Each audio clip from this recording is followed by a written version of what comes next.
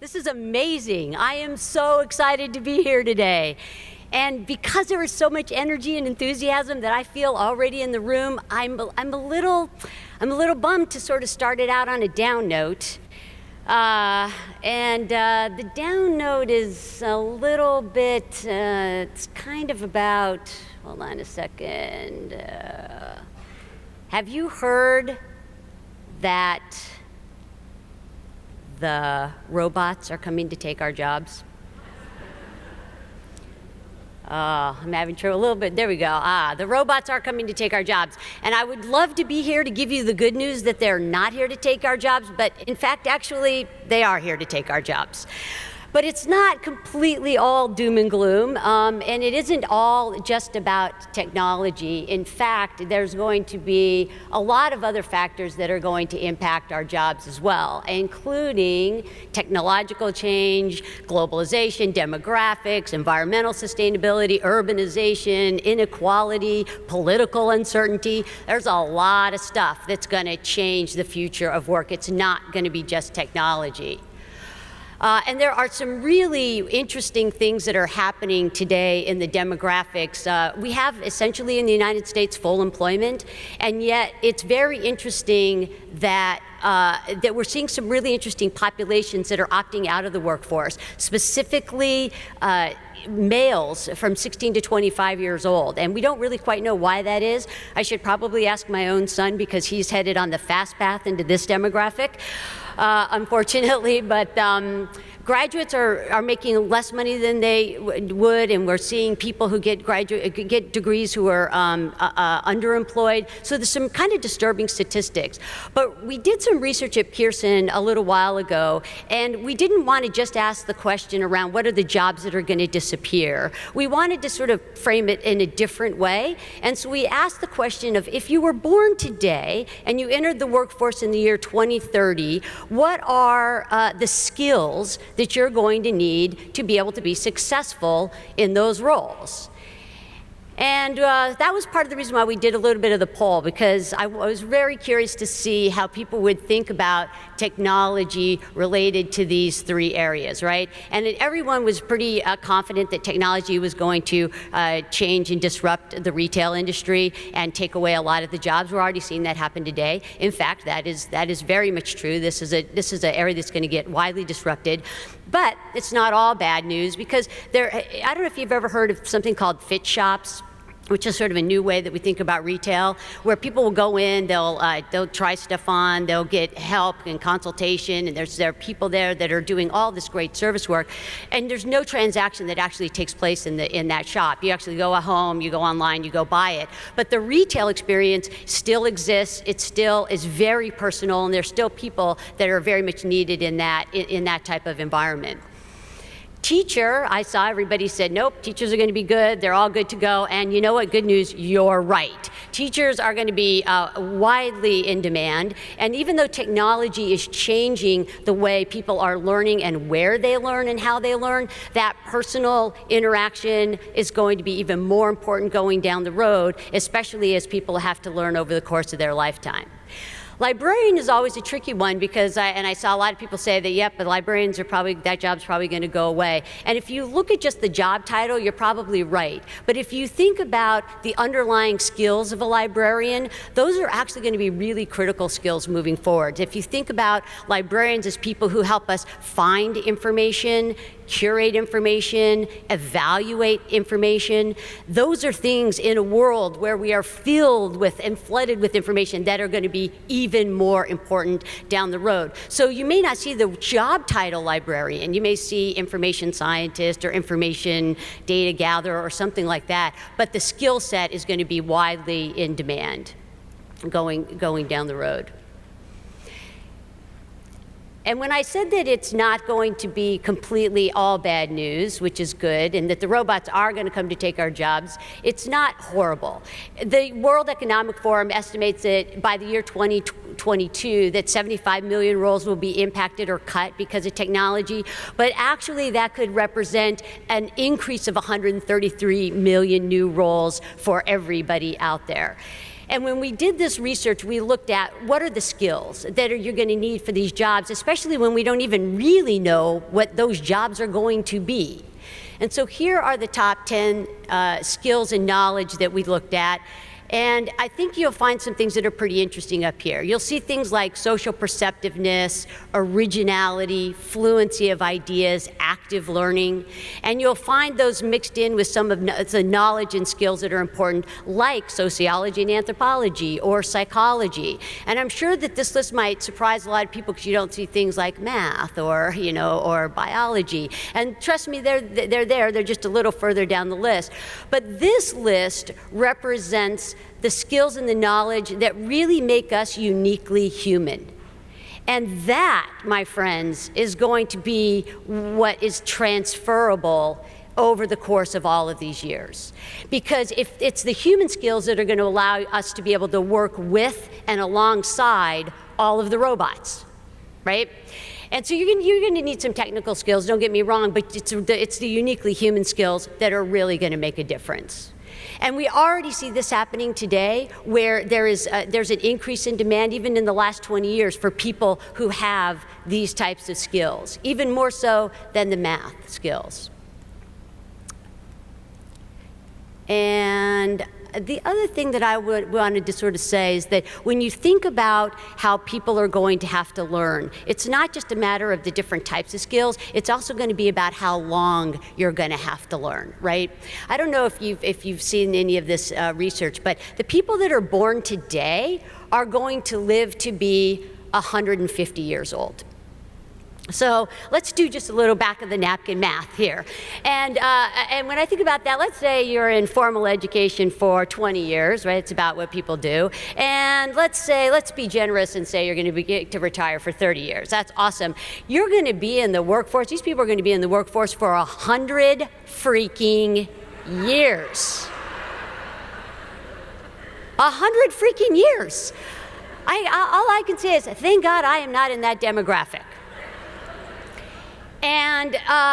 And the work is going to look quite different, right? It used to be that you'd play for 5 years, you'd go to school for 20, and then you'd get a job, and then you would, be in that job for the next 20, 30, 40 years, right?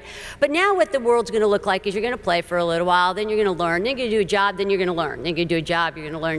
The learning is going to be constant, because if you're in the workforce for 100 years, that high school diploma, that community college degree, that four-year degree, that graduate degree, none of that's going to be enough. You're going to have to keep learning. You're going to have to keep upskilling and reskilling. That's just the way it's going to work. The good news is some of these universities are starting to think about it this way. And one of the things that they're thinking about is this concept of an open loop university, right? That it's not linear. You don't come in, you don't stay for 2 years, 4 years, 6 years, or 10 years, which will be what my son's the plan that my son's on. But if you, and that, by the way, is a very expensive plan. And but the open loop university is interesting because they're sort of acknowledging that you're going to come in and you're going to go out. It's not going to be linear, right? And that they're going to be there to serve you when you need it. And not just for the time that you get out of high school, but for the time that you're progressing all the way through your life. So I'm really encouraged by these kinds of conversations and this kind of a model, and I'm really hopeful that this is the way education starts to evolve. And I wanted to sort of leave you here with some of my thoughts about what does all of this mean if you are a parent? What does this mean if you are an employer? And what does this just mean to you as an individual? So I wanted to sort of give you some of my thoughts, having been in this space for quite a while. When I think about it from a parent's perspective, let's just set my son aside for a second. But when I think about parents, I think that it's really important that you prepare people for a lifetime of learning. Get them in the mindset that it doesn't stop after they get their degree, right? You've really got to start to build that mindset early on. The other thing is that work experience is really key. And interestingly enough, this generation is actually working less than any prior generation. And yet it's that work experience, it's actually the place where you have the most opportunity to build up those personal and social capabilities. So I would highly encourage people to encourage their kids to work when they're in high school, work when they're in college. I mean, it is absolutely critical and one of the biggest factors that employers look for when they're actually hiring people. And finally, broaden sort of the thinking about higher education, that there are lots of different pathways for people. It is not just one pathway, and there are lots of different ways that people can actually start to, to prepare themselves for the workforce. And the reason why this is so important is because the stakes are particularly high when you're thinking about education. 68% of the students today leave with some form of debt, and the average amount of debt that people have coming out of school is $37,000. It's criminal. And I will say that it's even worse when you think that 4 in 10 of the people who got bachelor's degrees are underemployed. And you know what that means? You know what underemployed means? That means you could have gotten the job without the bachelor's degree. Brutal. And it's I will say, when you get to when you start to think about it in terms of debt, the domino effect that this has is really, really important. And I wanted to share a couple of tweets that I've seen, because they really sort of give you a sense of what this is about. If we could just move the slide deck forward, there we go. So here are two of my favorites. Here's one person that says, "I made my last student loan payment today," and the person goes, "I look forward to tweeting that in the year 2073. And then here's my other favorite. "What would you do if someone left you $8.7 million? Well, I'd pay off my student loans and use the remaining $10 to go to a movie."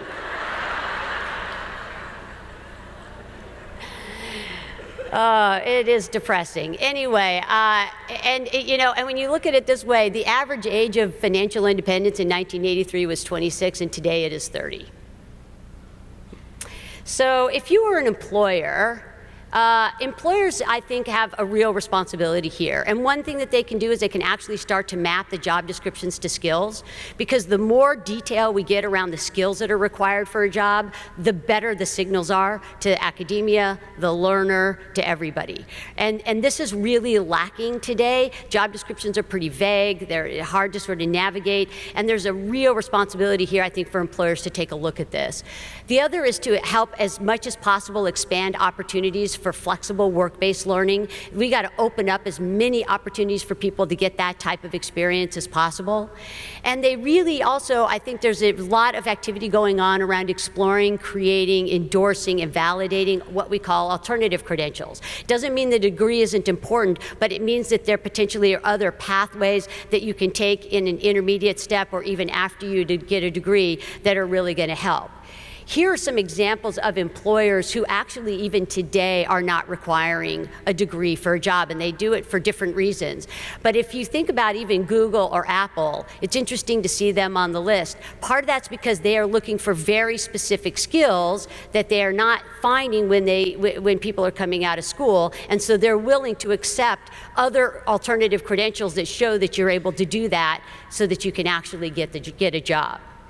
And this trend is going to continue to grow. Northeastern University just released a research report a few months ago that said that 55% of employers agree that micro-credentials, this sort of alternative credentials, are likely to diminish the emphasis on degrees in hiring over the next 5 to 10 years. So that's happening now, right? Again, doesn't mean that a degree isn't important, just means that there are other pathways along the route that might help you get there faster, cheaper, and then maybe lead yourself back into a degree down the road. And finally, as an individual, how can you think about what all of this means and what these future skills are all about? The first thing is, I think, don't underestimate those personal and social capabilities, right? These are the things that make us human, that are going to help us when we're making all of this digital transformation. Doesn't mean you don't need hard skills. You still need to sort of you need to train up and upskill around those hard skills, but really build and develop and advertise the soft skill piece of it, right? Because that is what the employers are saying they're missing today.